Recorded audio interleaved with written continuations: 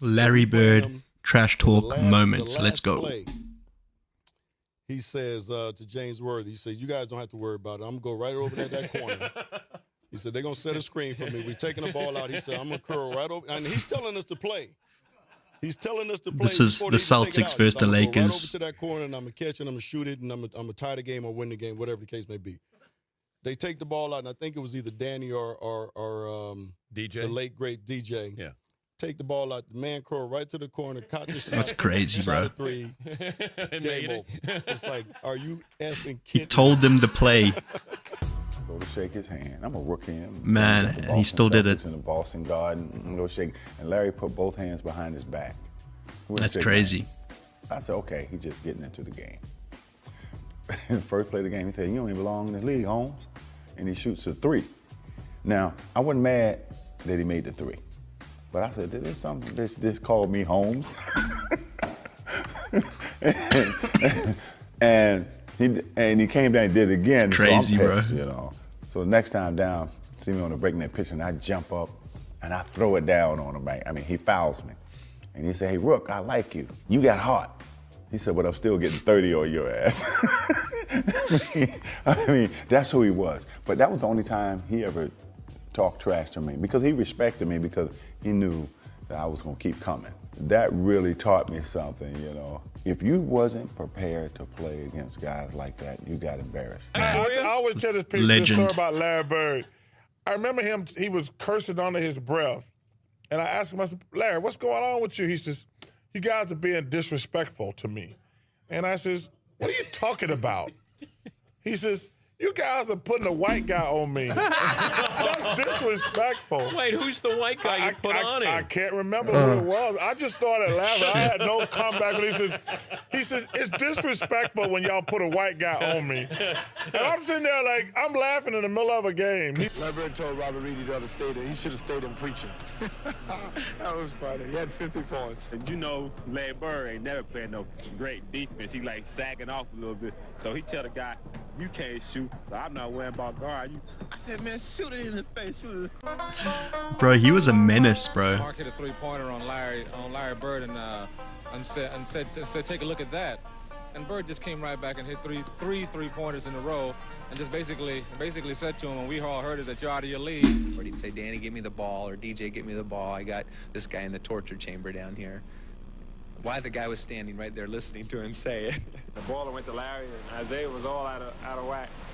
He had the ball at three-point range. He goes, hey, who's guarding me? Everybody looked around. He just stood there, held the ball, and Isaiah said, he ran out there and just shot it, three-pointer. Too late. Was the originator of getting in your face and talking trash. Right to your face. This guy up in my face talking noise. He ain't that fast. He's slow. But he knew how to aggravate you, agitate you enough to get you out of your game. I was guarding in my rookie year. He looked at me and he goes, you can't stop me. And I looked at him and I said, gosh, boy, you're so confident. He goes, confident? You're a rookie. You don't know anything. He proceeded to score like 10 straight points on me. The coach took me out the game. He walks by and he's laughing at me. That's Larry crazy, Bird man. the ball in the corner. I take off running out at Larry Bird. And right when he's getting ready to shoot, I jump. And as I go by, him, he tells me, he says, fly, Bird. And I go right by him, he shoots the ball. It's nothing. Fly, Bird, that's Larry Bird crazy. was a pain in the neck. Anytime we had a chance to win, Larry Bird changed that. Larry Bird. He was a highlight reel. There was a certain confidence you had because, you know, if you ever got in trouble, give the ball to Larry and get out of his way, and he'd deliver. The double team and Bird. Larry, fake, fall away. Do you remember? Well, you had the Bird night. I had the Bird night. Yeah, that was a tough night, man. The biggest argument that night is, well, you only scored 6 on me. But nobody was guarding Bird, were they? Well, we were trying. You were trying to. No, but when a guy is literally coming up the court, calling his shots, and Bird talked a lot of trash. And that's in New Orleans. That's in New Orleans. In that game, we're on the free throw line, and he literally says, left side. You would tell them to play. I don't get it, man. And you're listening to him. That's disrespectful. He would tell them to play and then still do it. You guys got Antoine Carr and Cliff Levingston got fined by Fratello, I think, and Eddie Johnson for celebrating Bird.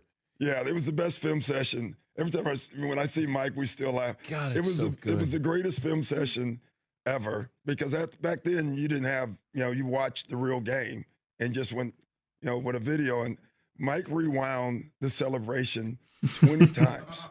He just kept, not the shot, he just kept rewinding it, showing the guys. You remember they were giving each other high five. And then somebody falls off the bench. Yeah, too. that was Eddie Johnson. That was Eddie Johnson. Yeah. Eddie Johnson falls off the bench in laughter. And Antoine Carr and Cliff. Look at these guys, bro. They're celebrating on the opposite team. The session was 20 minutes of that. So it wasn't somebody not playing good defense on Bird. It was you guys celebrating Larry Bird. And Fratello wouldn't let it go. He just kept. Imagine celebrating the opposite team, man. But that's Larry Bird, bro. It was. I think Bird went by the bench one time too. He fell in the bench. Oh, he did. Yeah, and he called that one. That was the one where he fell in it. He literally said, "Off the glass into the trainer." And, yeah, and so it was a bad night.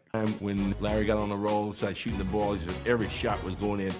Goodbye, she's gone. I guess the 2-pointer was too close. When he ran by the bench, he goes, "That's a heat check. Just see how hot I am." All right, he runs by Frank Layden, who's the funniest guy in the league, and Frank is coaching, and Larry says to him, "Hey, Frank, don't you have anybody on that bench that can guard me?" He goes, "So nobody out here can." Frank looked down the bench and goes, "No." He'll look at you like, "Hey, what you doing out here? You better call somebody else." I even heard him tell the coach, "Hey, look, coach, you better get somebody else out here to guard me because I'm killing this guy." In last year's playoffs, Person was out to make Bird eat his words while adding a few choice comments of his own. Chuck Person, he definitely has his reputation. During the playoffs, he just went AWOL, and he just went to work. You can see Bill playing a little Bird, giving it back to him kind.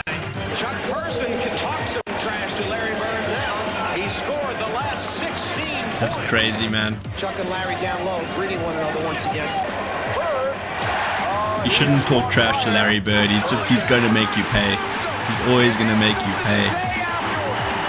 And look at Bird.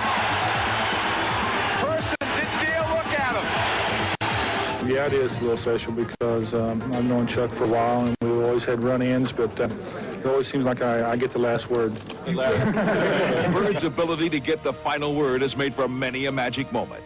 And this week, we relive a game when Larry was in rare form, and Xavier McDaniel was eager to lend an ear. Tie game, 13 seconds to play. Celtics basketball, no shot clock. They called a timeout. He said, "You know I'm going to get it." And I said, "I know, I'm going to be waiting."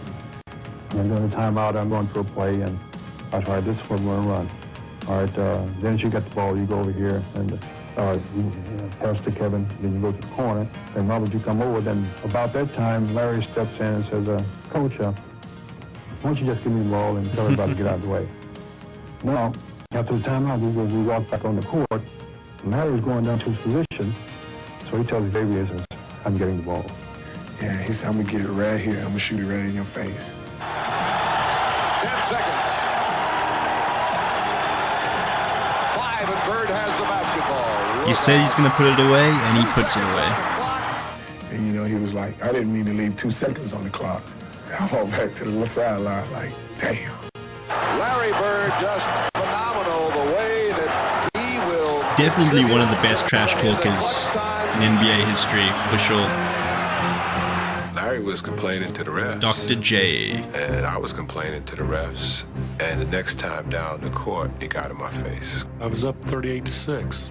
That's how I summarize it. The 84 Olympic team was playing an exhibition game against a bunch of pros, including Larry Bird, and they were in the warm-ups. And a ball bounced down from the college end of the court to the pro end. And Michael Jordan went down to chase it. The ball happened to be picked up by Larry Bird. And Michael went up a few feet away from Larry Bird and held out his hands. And Bird took the ball and fired it back down the court over Jordan's head, as if to say, "You're not only not getting this ball, I don't give a damn who you are." Larry Bird knows exactly who this guy is and what's going to happen in the next few years.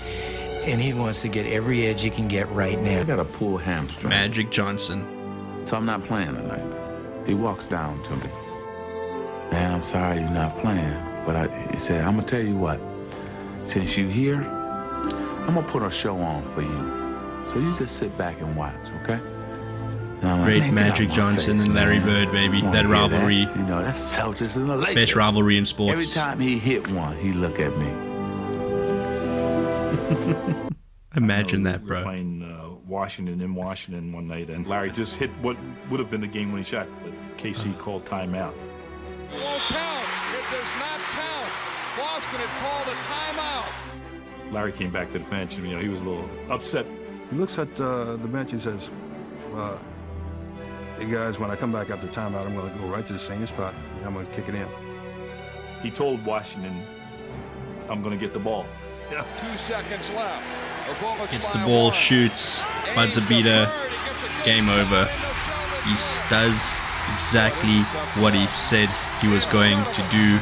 This is a recurring theme with Larry Bird, Larry Legend. I've never heard of a player that used to tell opponents the play before it's done and then execute on it. It's it takes someone with extreme confidence in their ability, and I don't think there's many people who had more confidence in their ability than Larry Bird. That's why he's a top 10 player all time, one of the all-time greats. Him and Magic Johnson defined that era, and not only is he one of the greatest players, but he's one of the greatest trash talks, evidently. So yeah, no, I enjoyed that. That was fun. That was a lot of fun, and I hope you enjoyed it too. If you did, please remember to like and subscribe. And yeah, folks, that's all I have for you today. So hope you have a good one. Cheers.